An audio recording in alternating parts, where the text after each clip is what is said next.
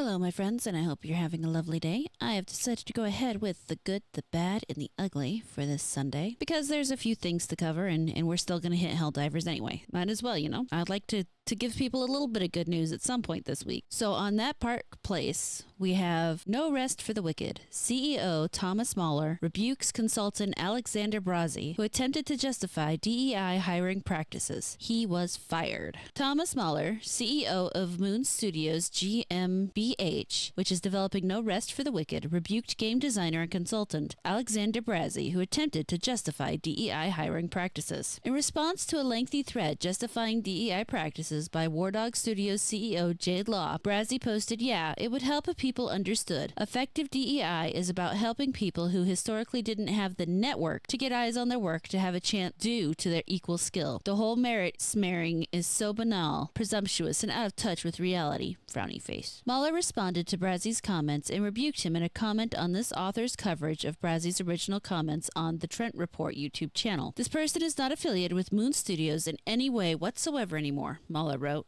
He added, "We contracted him for a short stint, and he was fired for bringing nothing but friction into our team, just FYI. In March, Mahler indicated that his company does not really hire consultants, he wrote on X. "We don't really hire consultants, so pardon me if I'm ignoring all your messages. I pretty much agree with what Jobs had to say about consultings." He added, "And I know I'll get some hate for this, but it is what it is." As for Jobs' comment, the Apple founder stated, "I don't think there's anything inherently evil in consulting. I think that without owning something over an extended period of time, like a few years, where one has the chance to take responsibility for one's recommendations, where one has to see one's recommendations through all action stages, and accumulate scar tissues for the mistakes, and pick oneself up off the ground and dust oneself off, one learns a fraction of what one can." No Rest for the Wicked released into early access on Steam on April 18th. The official description states, "From Moon Studio, the award-winning developers Ori and the Blind Forest and Ori and the Will of the Wisps, comes No Rest for the Wicked, a visceral, precision action RPG set to reinvent the genre. Early access to the game includes the first chapter of the game's narrative campaign, daily and weekly bounties and challenges, an assortment of quests, boss battles, a variety of weapons and armor, as well as a replayable dungeon,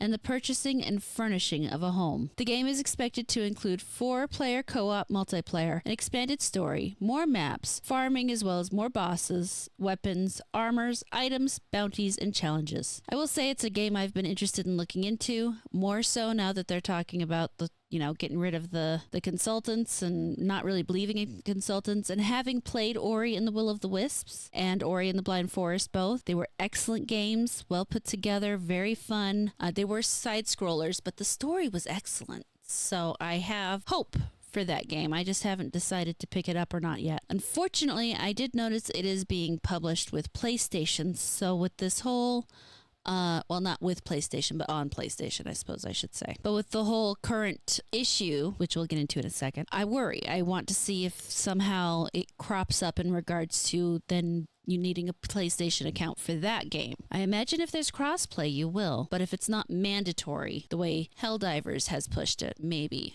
I will get it. Speaking of Helldivers, Helldivers II dev claims they didn't want Sony's changes and walk back PSN requirements. This is on Dexerto. Helldivers II community manager Spitz made a number of statements via messages in the game's official Discord, revealing that these changes were enforced by Sony and that they had a universally negative response internally. From the moment the PSN requirement was announced, players suspected Arrowhead wasn't the driving force, making it mandatory to have a PSN account to play on Steam. As it turns out, those players were right. Though the official announcement on their Steam page claims the linking options between a Steam account and a PSN were temporarily optional, players were still very critical of the change. And according to community manager Spitz, so are the devs. Internal discussions are ongoing about the mandatory linking change, and while I can't reveal details, the response from our dev teams has been pretty universally negative, and we're looking for better options, he explained. He also claimed he was completely unaware of how PSN's mandatory inclusion would affect players in countries where you can't create PSN accounts, release, and that the FAQ, Steam announcement, and actual changes to the game are all coming from Sony, not Arrowhead. Additionally, he had some more words of reassurance for players worried that they wouldn't be able to play the game anymore. If a better solution isn't provided for players who are in regions without PSN coverage, I'm assured that we won't be making the requirement mandatory for those players. We're not going to force people to either break Sony TOS or not play the game. And of course, Spitz was in hot water earlier. He was the one who made the negative comments about the perceived negative comments about complaining and telling somebody that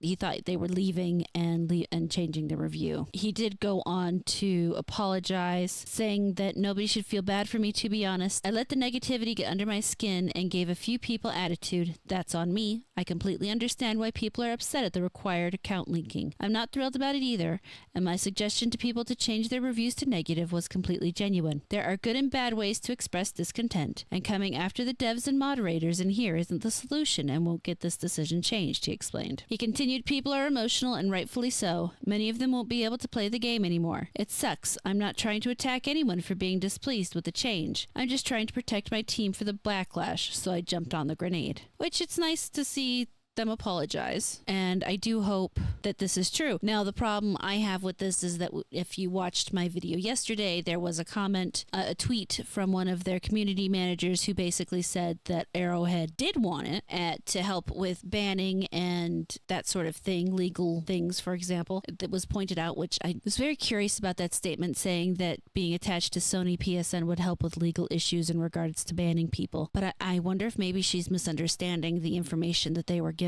Either way, that's not something that when you're in a customer service role you talk about to the customer. That's not your place. So this is still considered bad in my opinion because we don't know what's happening. They're talking about making it not mandatory for those who are in areas that can't have a PlayStation account, but that still leaves those who wouldn't want to have a PlayStation account having to get a PlayStation account. Does it really help? And in the ugly, I wanted to pop over to Niche Gamer and talk about Nintendo. And here we have Nintendo shuts down 8,500 Yuzu emulator clones. That's a lot of clones. Not long after Nintendo hit the Switch emulator Yuzu with a lawsuit and effectively shut down its main development, the company has shut down thousands of clones for the emulator. Nintendo has shut down via Torrent Freak over 8,500 clones of the Switch emulator Yuzu in a single DMCA notice, all originally found on GitHub as clones of the original Yuzu emulator. Because of the reported network that contained the allegedly infringing content was larger than the 100 repositories, and the submitter alleged that all or most of the forks were infringing to the same extent as the parent repository, GitHub processed the takedown notice against the entire network of 8,535 repositories, inclusive of the parent repository. The DMC notice reads, "It's obvious the result of Nintendo's earlier lawsuit against the original Yuzu emulator team has led to their flexing of legal precedent in taking down 8,535 clones of the emulator. Previously, Nintendo claimed that Yuzu was facilitating piracy at a colossal scale, only to later have Yuzu team Tropic Haze settle the lawsuit weeks later by ceasing development of the project and paying $2.4 million in damages. The settlement also barred Tropic Haze permanently from offering Yuzu to download or any of its source code, let alone marketing the emulator." Now, those who know me know my stance overall on piracy. I believe if you're going to engage with it, you should pay for it. Somebody put in the work for that. In our current world of digital property, a lot of people will say, well, but they don't actually lose anything by giving it to me, thus I'm not actually taking anything. You're still taking their time. You're still taking the time that they put in to put that together. Now, that is a personal standard for me. It is my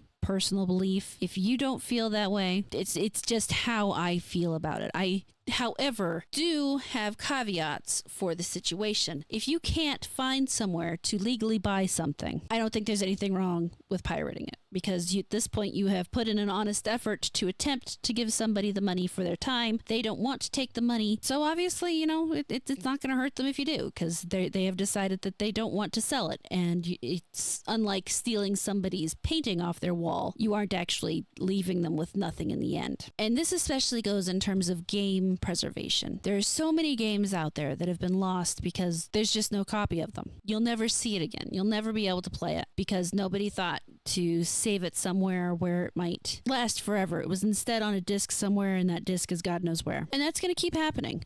That's going to happen with a lot of digital stuff eventually if we're not careful.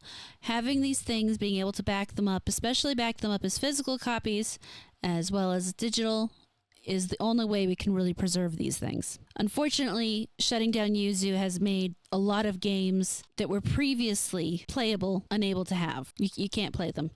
And you can't buy them because Nintendo's not selling them. Nintendo's being selfish. I consider this bad specifically because of the video game preservation angle. There's a lot of games out there that will never see the light of day without these kinds of emulators. Well, this has been the good, the bad, and the ugly. Did you think the good was good? Did you think the bad was bad? Do you hate me now because of the ugly?